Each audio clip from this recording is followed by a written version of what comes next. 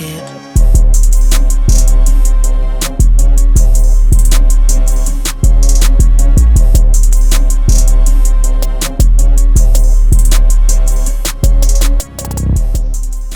Alright, yo, we better get into this beat right now real quick. It's a GLO beat today. Shout out, bro, for asking me for the tutorial. Saw me on Discord. Heard my beat, wanted a breakdown, wanted a tutorial how to do it my way. So I'm gonna just break down this beat real quick and show y'all how I cook up from scratch. I did recently drop a drum kit. It's $20. Go get it from my track train. I'll have the link in the description. If you don't want to pay the $20, then I also got a demo version. All you gotta do is go to my Instagram and go to the post that I have of the sound kit and just do what the steps say. But I'm gonna go ahead and get into playing the beat real quick.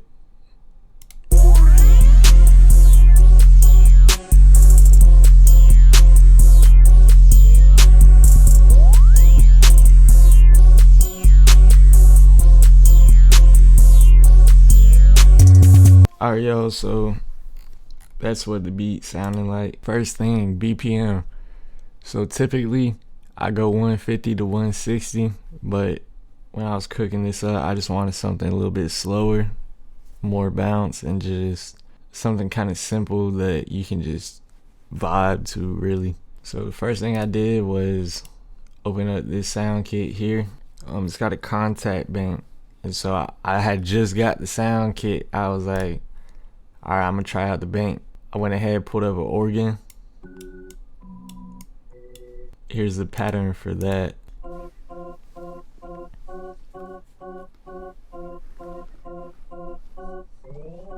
Now for the organ, as you can see, I've got the note on F, then it goes up to F sharp, and it's just copied over. But instead of the notes being one bar long, I could have got away with doing that, but the whole point of this beat was to give it some type of rhythm. And since we're focusing on rhythm, I went ahead and just chopped it up and kept moving the notes over, just copied them over. Originally, I copied them over the entire way, but I took inspiration from Beethoven because I really like his organ rolls where he just, I don't even know if you call it an organ roll or not, but when you slide your hand across the keys. I went ahead and took inspiration from that and just moved these up. We're working right now in F minor Phrygian. The Phrygian scale is a minor scale, but it's got more emphasis on being dark. Like, this whole scale derives from minor natural, which is typically the minor scale that you refer to. But as you can see, there's other minor scales here too. That's just because they share similar qualities, and since they share similar qualities, they make new scales using those qualities. But man, I don't know, man, it's a whole lot of music theory stuff that I don't know a crazy amount about. I can't explain all of it, but over time I just kind of caught on to the concept. But yeah, I just copied it over, man, and then I didn't worry about being in scale here, because if I was to slide my hand across the keyboard in real life, like, it would not come out in scale, not be in key, none of that. Next thing I did was pull this sound up. Now you probably hear this sound a lot, like it's in a lot of Beethoven beats, man, and I mess with Beethoven, bro. But I just put it at the start of each bar just to kind of give it some type of emphasis on it being the first part of the bar, like the first 8 bars. But yeah, man, I had just put that on the first part right here, just to kind of use it like how you would use a crash. Next thing I pulled up was just this pad. The reason that I'm pulling up the pad is because, listen,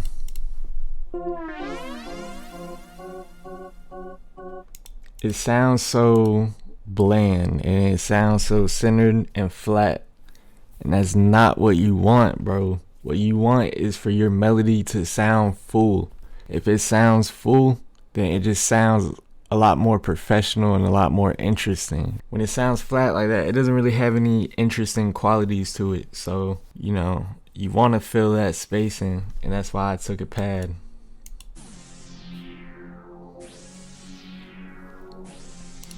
Again, just copy the organ pattern over, but instead of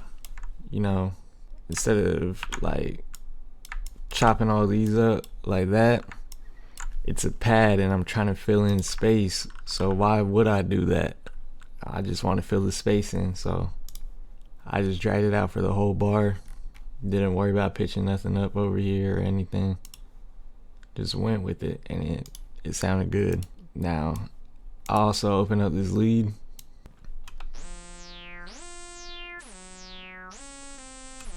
Again, for each bar, I'm going from F to F sharp.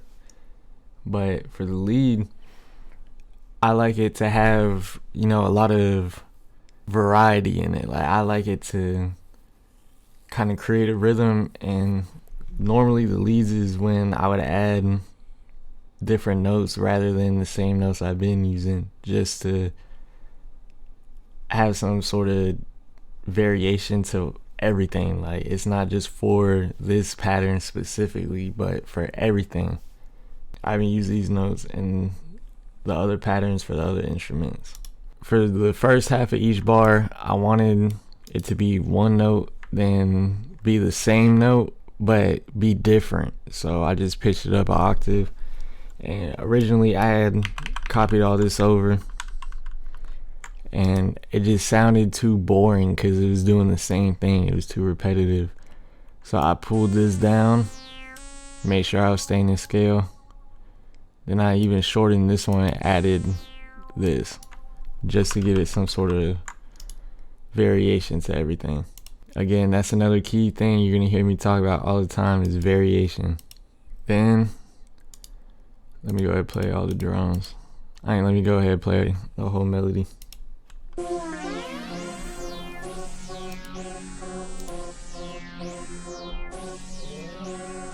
Alright, so now we're gonna get into the drums. First, I added a hat and a snare.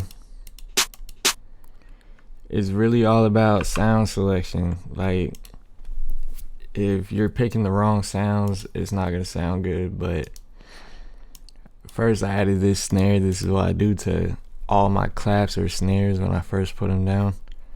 Sometimes I'll even add like a note here to give it more bounce. But this one's so punchy that I didn't want to take away from the counter snare. I wanted the counter snare to also shine out too. But if we go back to the hats, I'll just turn this back on. We go back to the hats. All I did was put a 2-step pattern down. Like, I literally just went here, put 2 steps, made it longer. But then, since it was just so flat and boring, I changed the pitch of some of the hats, and then I also added a roll at the end here. All I did was go into 1/3 step, and I just copied this over right here, and then also kept these two in just to give it a up down type of rhythm. Like, listen, like, you can hear it go up down. And then came over here again, just 2 steps, but pitched some of the hi-hats down just to give it more bounce. Then also came over here, did this roll. All I did was copy this over, shorten the first 2 notes, take some of these out, and then lengthen it, and then boom, copy that over. Still left the 2 up here for that bounce. And at the very end, I pretty much did just copy this over. I mean, not this over here. But after the first 3, I took most of them out, just left these 2, and then lengthened them, pitched this one up, And then also I had this one right here just for, like I said, that extra bounce. And then when it comes to velocity, the velocity is all up and down here. And that's because when you give it that up and down, as you can hear it going up and down, and it sounds more like you're creating a rhythm with it. Like when it's all the same, it all just sounds flat. And like I said, you don't want it to sound flat. You want everything to fill in the space and to create a rhythm for you. And after that, I added 808.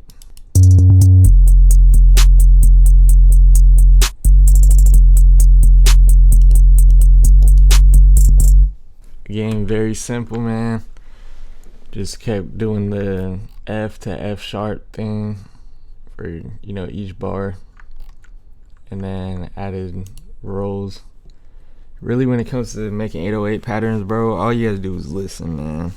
Like, you might make a bunch of 808s. Like, you might lay them down and think, okay, well, this pattern fucking sucks.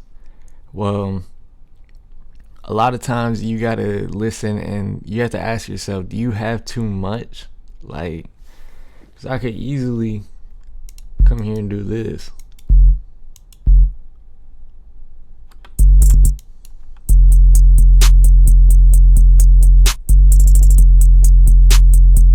Just do that the whole way, but that's not what I wanted to do, because if I do that, it takes away from really the space that we're leaving. Like, you do want everything to sound full but not crowded, and so you want to have pockets and you want to have spots where it's kind of empty, just so that way when the artist gets on it, he can work and fill that space in. Because not everything has to be done by you. A lot of times, if it sounds like something is missing, it's because it's missing an artist to fill in the empty space. Yeah, I did that, and then let me just show you the rolls real quick. What I did, man, was basically take this over, and I just shortened it. I think it was like this. And then, yeah, again, all I was doing was just playing around with what I like hearing. I just did this so that way, the reason I put an 808 roll is so it sounds like it's building into like the next part of the pattern. Like when you do that, it just sounds like it's building up. And then here, again, I stayed from F to F sharp, but I went from F sharp to an octave up for the next pair of rolls, just to kind of give it variation. And then it sounds like it's really building up to loop the pattern over again. Doing simple tricks like that is just going to make it sound a lot more interesting, and it's going to be a lot more enjoyable for the listener. Now if I go here, just a perk literally right here, that's it, and then just copied it over the whole way.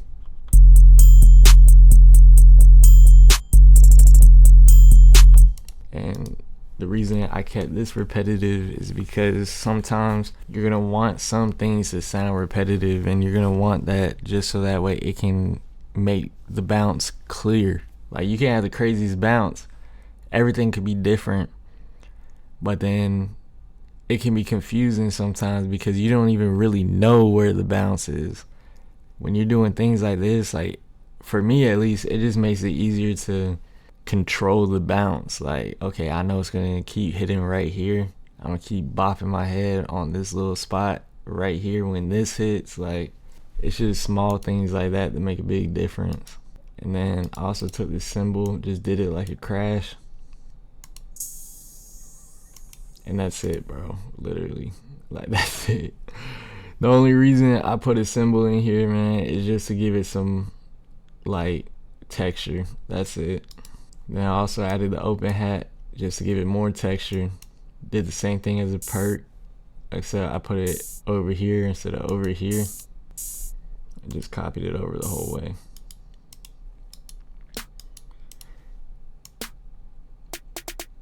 I also did this snare. Again, just put it here, copied it over the entire way, but then took some out. No, I didn't take any of them out. But then it was too flat, too bland. I felt like this needed more like variation and more of a twist to it, so I just added this here just to give it an extra bit of rhythm. Added this one here for the same reason, and then I did the rolls. So basically I just made this, copied it over, took this out, and then instead I put this here, right here. But yeah, copy that over, then up here just click this in. Originally I had it down here like this. I wanted some type of bounce at the end, so that way again it sounds like it's building up into the pattern, re-looping again. And so I just did a quick little roll, something simple, nothing crazy. Then I added this effect, put it at the front, make it sort of, you know, like how you would use a crash, but I did this just to give it texture. That's really it, man. Like, what I did for the melody was I just routed all of them to, you know, mixer track 5, and right here, this little knob, that's a stereo separation knob. I separated everything so it would go into both of my ears and sound really full. And then I just turned the volume down, because if you don't, like, you gotta level everything, bro. You gotta make sure everything's leveled correctly, so that way you can choose what you want to stand out more. That's really how you mix beats. It's all about leveling. And yeah, man, that's it. I didn't do any mixing for the drums, and really I kept the arrangement super simple and repetitive, and I kind of rushed through this beat, and that was it. That's all I had to do. Just came up with the idea and just threw it down, really. Wicked.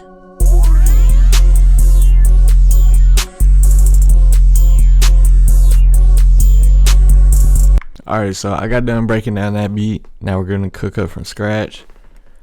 Typically I'm gonna open up Xenology. Like, everything's about sound selection, so you're gonna want to get some Xenology banks. If you need anything, just hit me up on Instagram, man.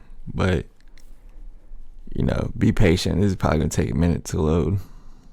Alright, so this is how I come up with my beats. Like, it's probably not even gonna sound anywhere close to how the last one sounded, because when I do things my way with GLO, I just make anything, really. And you know, the Xenology kit I'm working on, I'm not about to preview it right now though. It is nowhere near done. But yeah, you're just gonna want good sound selection, that's all. So you're gonna want to get banks. Like, these are the banks I got. I got a lot of duplicates because I accidentally put them in twice. But yeah, I don't feel like deleting them, I'm not gonna lie. The people I really mess with when it comes to banks is like TMB Gabe. His Xenology banks are good. I really like his banks. Got the A Shark banks, One Rot or Cash Game Rot, bro. His banks go crazy every time. So when I start making the beat, I normally just go with whatever sounds good. Like, I don't have a set process on what type of sound I start with, but I just find like a sound that I like, and that's all. Alright, for the BPM, I'm in 160 right now, and this is the sound I got.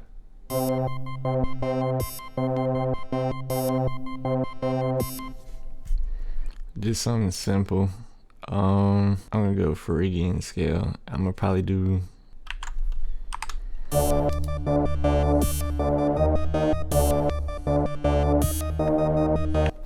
look just like that. I already got, you know, a pattern laid down. But really it's simple. All you gotta do is just catch a rhythm with it. Like, I can't tell you how to understand how to find a rhythm. You just get a feel for it over time by practicing. All I did, man, was just pitch it up, down, pitch it up, down. You know, just follow the scale I'm in. And the reason I go up, the reason I go down, up, or sometimes up, down, is just because when the two notes are next to each other, it creates this dark tension. Like, if you listen to a film score for a horror movie, those are the type of like notes that they're gonna use, the type of chords, I guess. I don't really know how to explain it. So now I'm gonna open up another Xenology and we're gonna find another. All right, so this is the sound I found. Just a pizzicato. I don't even know how to say it, man. It doesn't matter though. We better just cook up with it. But when it comes to Piz, what you're gonna want to do is create a very fast, repetitive rhythm. Or it doesn't even really have to be fast. It could be something like this.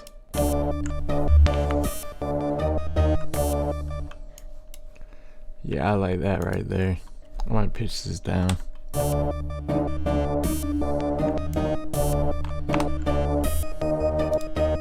Again, so the Piz is just to really create a bounce. Oh no, I hope it didn't just crash. Wrong thing, hold on. All right, we about to find another sound. All right, so we got this lead. And so I just copied this over, put that here, but chopped it and move it up just to create a build up. Alright, opening Xenology again. We're about to find something to fill in the space. We want like a pad or like brass. We want something that's wide. See, this orchestral brass really fills in that empty space, but it's so low and bland. We want to add like some top notes that are gonna bring some high into it and, you know, bring some variation. Again, just simple as that, man. Simple as that. That little change really changed how that whole pattern sounds.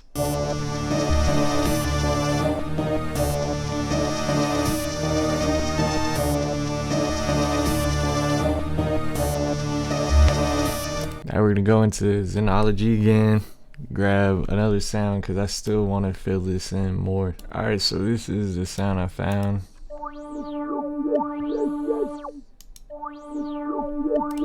I don't like the low end sound of it, but we're cutting that out anyways when, you know, we put the EQ in. This is what the melody sounds like right now.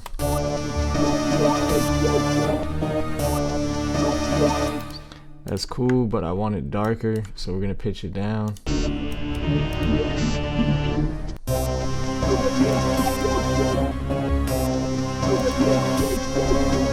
Alright, so the way I check if I like how it sounds pitched down is just go up to here, and this knob is the master pitch, so it changes the pitch of everything. Just turn it down.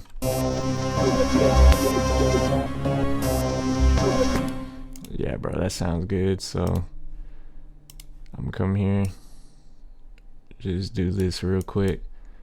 Like I said, man, it feels different than just pitching it down in piano roll. I don't even know how to explain that. I might just be tripping, but this is how I do it, even though it's annoying clicking through all this shit. Alright, now we're gonna cut out the low end. Just go up here to this preset, drag it to between like 100 hertz to like, I don't know, like 190. That sounds too flat.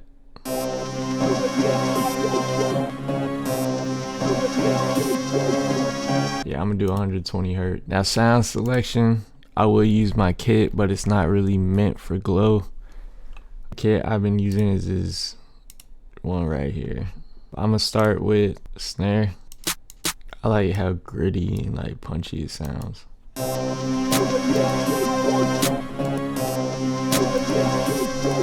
Boom, just do that. And then just copy that over. We'll add one right here.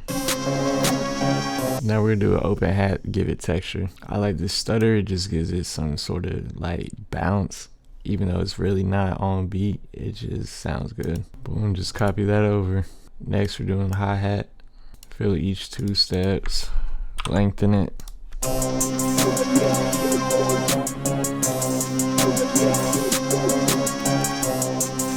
Look man, you can't be scared to take something out, bro. It just gives it like a pocket, like listen. It just sounds amazing like that. Alright, that's good enough. Go ahead, copy that. Just kept it simple. I do all my percussion, like I do that before I really put the 808s in. Just so I can focus on the bounce for the percussion more. And I'm gonna just copy this over.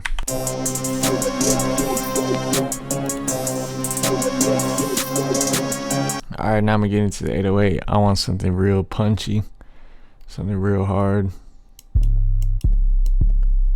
Let's try this one. You know, matter of fact, we're gonna go ahead and start mixing some of this. I normally mix as I go. I just been distracted with my melodies. I keep them hidden around here, like between 9 and 15 decibels. Like that's about where I hit them, like -9 to 15. I mean, again, just listening to where I find rhythm at.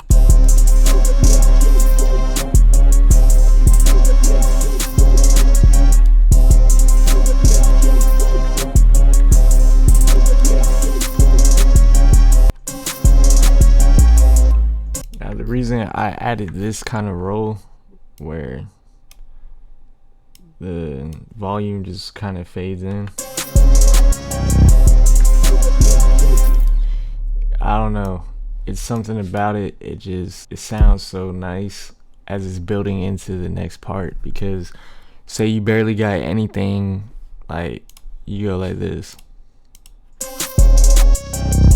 when it builds up like that, you want that empty spot to fill back in with the other parts of the melody. So it'd be like,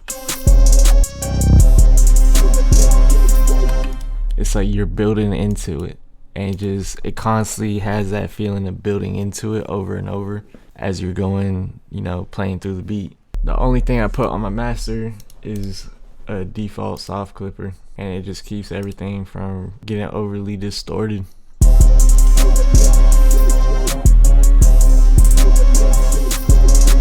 We're about to add something else, kind of give it more layers. Alright, so we got our pattern down. I did just add this right here.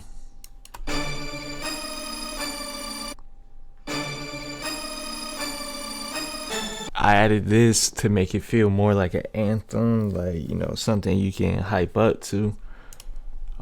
That's another thing about GLO beats, is the hype around it. Like it creates that hyped up feeling.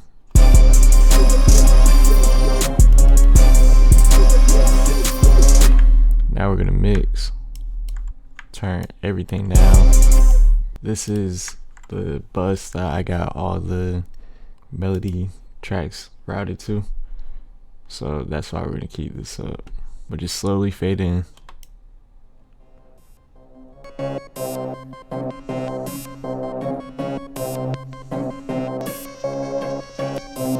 Alright, so I got that mixed, and then now we're just gonna add in another snare.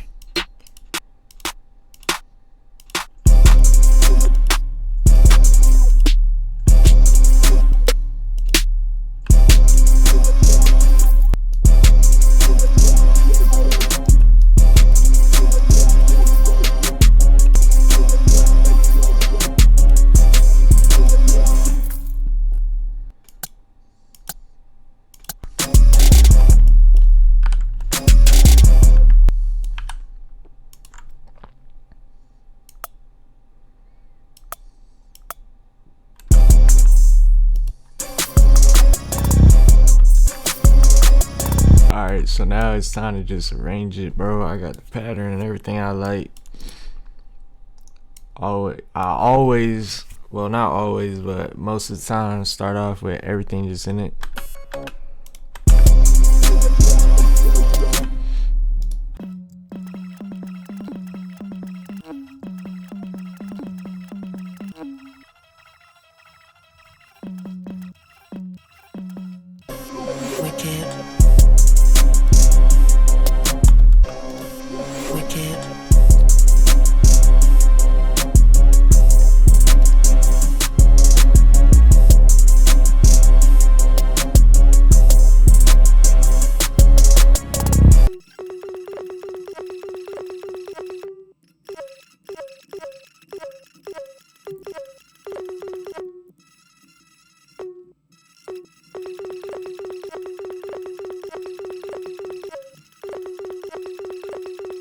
all I did was just lay things down. I took out this right here. I did that because I want that to be something that comes in later to give it variation rather than it, you know, be a main part of the beat. But yeah, this is how I arranged it. Like I said, I start the first 8 bars off with basically everything in it. But I just told you why I took that out. Then here, I still got everything in the melody except that. And then when it drops, I took a couple things out, added the drums, didn't immediately put the chain sound in. Like I didn't put this in immediately, just because I want that to be texture to give it, you know, variation. I don't want it to be a main part. Same with the snare. I want that to be something that builds up, so I just, you know, left it clear right here. And I brought these two back in right here just to, you know, have a build up. Then took it out so that way it cuts off and I can use the hit now to go ahead and create another build up.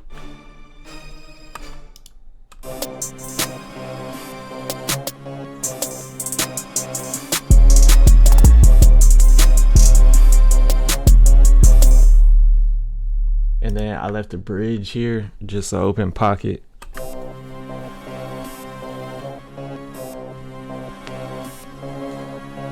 Yeah, and I really copied this over right here, and that was about it, man. You know, just changed a little bit of things depending on how I felt about it. But yeah, bro, that's how I make my GLO beats my way. You know, I hope y'all take something from this and really paid attention to what I said. My fault if I'm not the best explainer. I just make what I make, man. But hey, I'm gonna go ahead and play the beat now, and I hope y'all fuck with it.